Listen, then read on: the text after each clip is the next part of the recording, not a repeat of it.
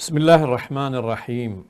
Alhamdulillahi Rabbil Alamin. Allahumma salli ala Muhammad wa ali Muhammad. Assalamualaikum warahmatullahi wabarakatuh. Akhir-akhir ini ada sebagian pendakwah dan ustadz-ustadz kita di Indonesia seringkali mengangkat isu tentang Syiah. Dan mereka berusaha untuk membuktikan bahwa Syiah itu adalah ajaran sesat. Bahkan ada sebagian yang menganggapnya kafir. Isu-isu yang diangkat misalnya bahwa Syiah itu konon punya Quran sendiri, ajarannya tidak sama rukun imannya dengan ajaran Islam, dan sebagainya.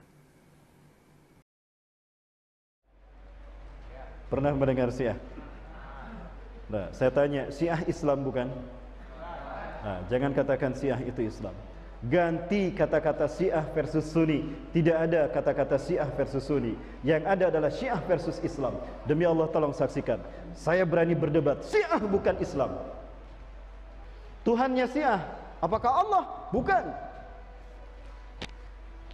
Yang kedua, Quran kita dengan mereka beda, Bapak Ibu. Demi Allah, saya berdebat dengan ulama Syiah. Ulama apa pendeta? Syahadat mereka beda dengan syahadat kita. Menurut Ustadz ini, Syiah itu adalah sebuah madhab yang sesat, madhab yang menyimpang daripada Islam. Tapi kita ingin evaluasi. Mari sama-sama kita evaluasi, kita lihat apa kata ulama-ulama agung dunia tentang Syiah. Baik itu ulama-ulama dari Al-Azhar, Universitas Al-Azhar yang merupakan sebuah rujukan utama kaum muslimin dunia, dan apa bahkan kata sebagian ulama-ulama Salafi yang berpusat di Mekah. Apakah mereka punya kesimpulan yang sama dengan Ustadz itu? Atau justru kata-kata mereka sebaliknya? Bahwa sesungguhnya Syiah itu adalah salah satu daripada madhab-madhab yang ada di dalam Islam yang tidak boleh sama sekali kita menyentuhnya dengan kata-kata yang sesat dan sebagainya. هل ما زلت مصرا على رأيك في مسألة تكفير علماء الشيعة ولا تراجعت؟ أقول لك تبي الحق ولا ابن عمه؟ أبغى الحق إني كنت إلى فترة قريبة تكفرهم؟ نعم. تكفر علماء الشيعة؟ علماء الشيعة. طيب. ثم قرأت كتابا الشيخ حاتم العوني الشريف الشريف حاتم حفظه الله، هو تكفير أهل الشهادتين. وحقيقة نقل نقولات ورجعت للنقولات التي نقلها عند أهل العلم، منهم شيخ الإسلام المعتمد الأصلي عندنا. ثم بدا لي أني حتى ناقشت واحد من عندي أساس كنت أريد أن أكتب مقالا، ثم تراجعت عن كتابة المقال. المقال هذا وش كان يعني فكرته؟ كنت أعيد النظر، لكني ظننت أنه سيؤول إلى ضغوطات حكومية. يعني طيب الحين ما في ضغوطات ولا شيء، علمني، ما هذا هو رأيك الفصل في هذه المسألة؟ نعم، لم أعد أكفر من قال لا إله إلا الله. لا تكفير مطلق ولا معين؟ المعين هذا شيء يحتم به القضاء. إنما العموم، على العموم كل من قال لا إله إلا الله، من أكل ذبيحتنا، من استقبل قبلتنا وأكل ذبيحتنا فهو المسلم. عاد التفاصيل يحال إلى القضاء. هذه مسألة في غاية الأهمية يا شيخ عادل. هذا الذي يدعون الله به اليوم. نعم. والله لم يجبرني عليه أحد ولم يكلمني بها أحد، ولم أشأ أن أنشره إلا لكي لا يؤول، حتى لا يقال إنه والله تعرف الآن كل شيء يحطونه. Kita baru menyaksikan pendapat atau pengakuan seorang yang bernama Syekh Adil Kalbani. Beliau ini adalah Imam Masjidil Haram. dikenal sebagai seorang yang terkemuka, seorang pemimpin agama, dan seorang ilmuwan yang tentu banyak sekali karya-karya ilmiahnya. Beliau ini asalnya memang mengkafirkan Syiah. Dalam bahasa beliau mengkafirkan ulama-ulama Syiah. Bagi beliau, ulama-ulama Syiah itu adalah orang-orang kafir. Lalu kemudian beliau menyatakan bahwa apa yang beliau yakini bahwa ulama-ulama Syiah dan Syiah itu kafir adalah sesuatu yang salah. Dan beliau menarik kembali kesimpulannya. Tadi kita lihat beliau mengatakan bahwa asalnya beliau membaca sebuah buku yang dikarang oleh Syekh Hatim yang berjudul Takfir Ahli Syahadatain. Lewat buku itu, lewat berbagai dalil-dalil yang sangat kuat, bahkan merujuk Ibnu Taimiyah sendiri sebagai Syekhul Islam, berkesimpulan bahwa Syiah tidak boleh sedikit pun dikafirkan. Karena mereka adalah orang-orang yang mengucapkan dua kalimat syahadat, yang disebut dengan Ahlus Syahadatain.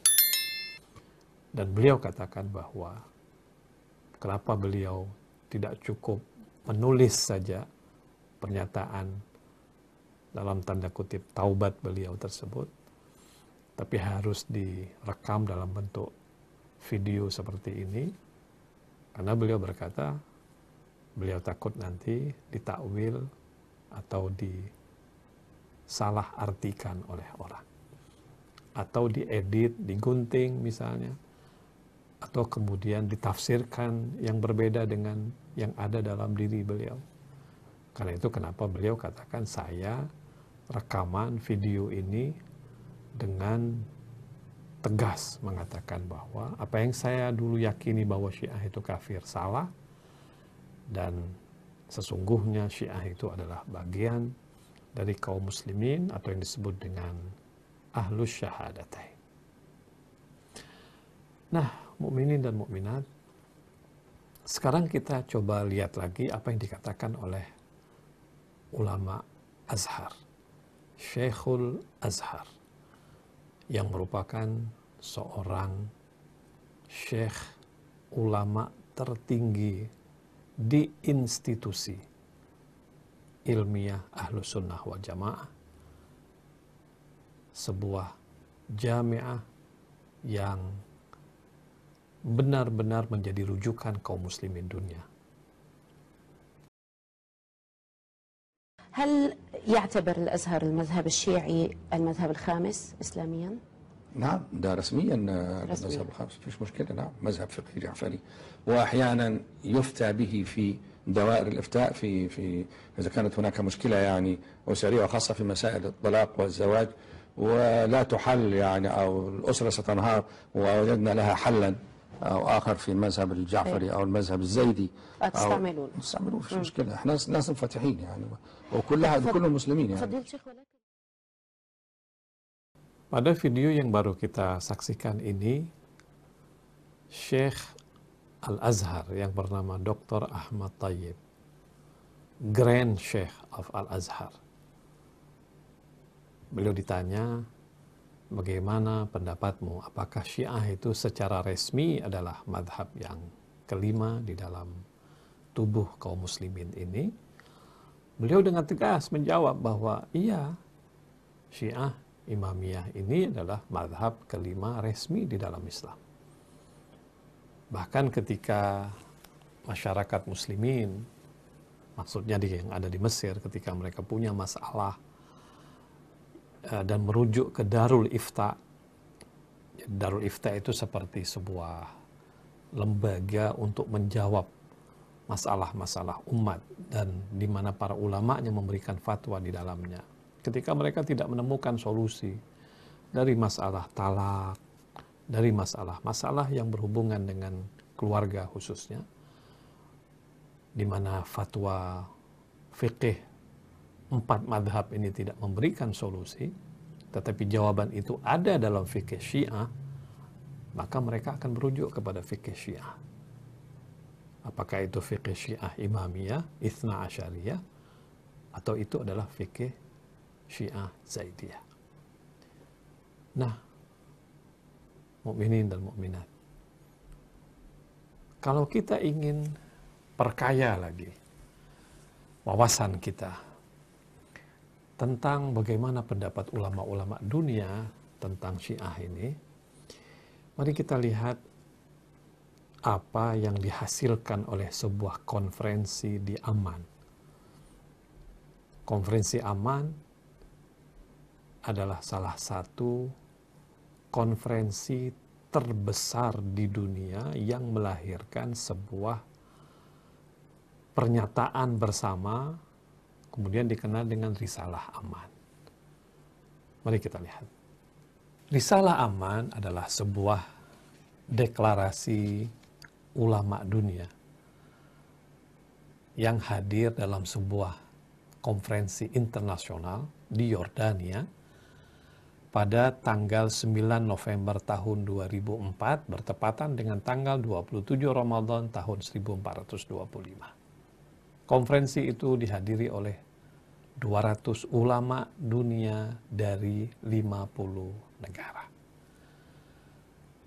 Yang menarik adalah hasil dari konferensi ulama dunia tersebut melahirkan kesepakatan agar sesama kaum muslimin mereka hidup toleransi, tidak boleh mengkafirkan satu sama lain, dan mereka secara resmi mengakui 8 madhab dalam tubuh kaum muslimin.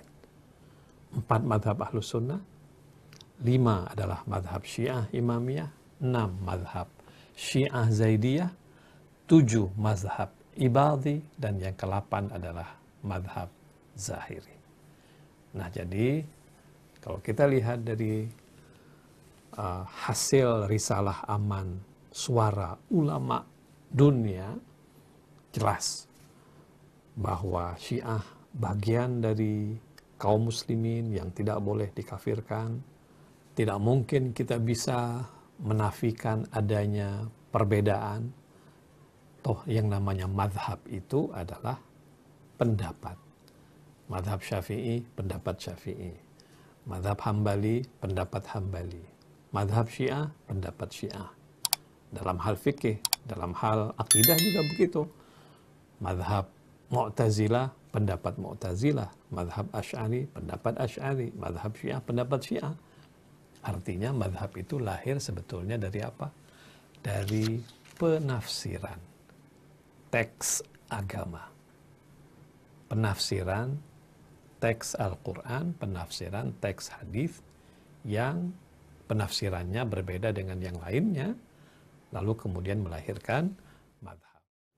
Jelaskan apa yang dikatakan oleh para ulama dunia, ulama-ulama yang agung yang berjuang untuk persatuan kaum muslimin, sunnah dan syiah. Saya ingin akhiri dengan apa yang disebutkan oleh Syekh Adz-Dzahabi, salah seorang ulama yang agung, dalam kitabnya Siyar A'lamin Nubala. Beliau bercerita tentang kata-kata terakhir dari Abul Hasan Al-Asy'ari. Abul Hasan Al-Asy'ari berkata di akhir hayatnya, dia berkata kepada muridnya, "Ra'aitu lil Asy'ari kalimatan a'jamatni, wa hiya thabitatun. رواها البيهقي سمعت أبا حازم العبدوي سمعت زاهر بن أحمد السرخسي يقول لما قرب حضور أجل أبي الحسن الأشعري في داري ببغداد دعاني فأتيته فقال اشهد على أني لا أكفر أحدا من أهل القبلة لأن الكل يشيرون إلى معبود واحد وإنما هذا كله اختلاف العبارات. قلت أي الذهبي وبنحو هذا أدين. وكذا كان شيخنا ابن تيمية في أواخر أيامه يقول أنا لا أكفر أحدا من الأمة. Aku melihat sebuah kalimat yang sangat mengagumkan aku, dan kalimat itu terbukti benar dari Abul Hasan Al-Asy'ari, diriwayatkan oleh Baihaqi. Beliau berkata, aku mendengar Aba Hazim Al-Abdawi, aku mendengar Zahir bin Ahmad As-Sarakhsi yang berkata, ketika ajalnya Abul Hasan Asy'ari menjelang dan dia berada di rumahku di Baghdad, Al-Asy'ari kemudian memanggilku dan aku datang kepadanya. Lalu kemudian Abul Hasan Al-Asy'ari berkata, tolong saksikan sesungguhnya aku tidak mengkafirkan siapapun dari kaum muslimin ahlul qiblah, sebab semuanya menyembah kepada satu sesembahan, Allah Subhanahu wa ta'ala. Sesungguhnya perbedaan-perbedaan yang ada itu adalah berasal dari perbedaan dalam redaksi teks-teks agama. Kemudian Az-Zahabi berkata, seperti itulah aku juga beragama.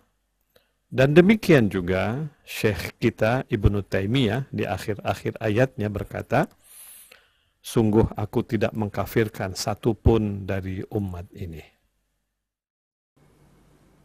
Mudah-mudahan semua kita mengikuti jejak para ulama yang agung ini, menghormati setiap orang muslim yang mengucapkan dua kalimat syahadat apapun madhabnya.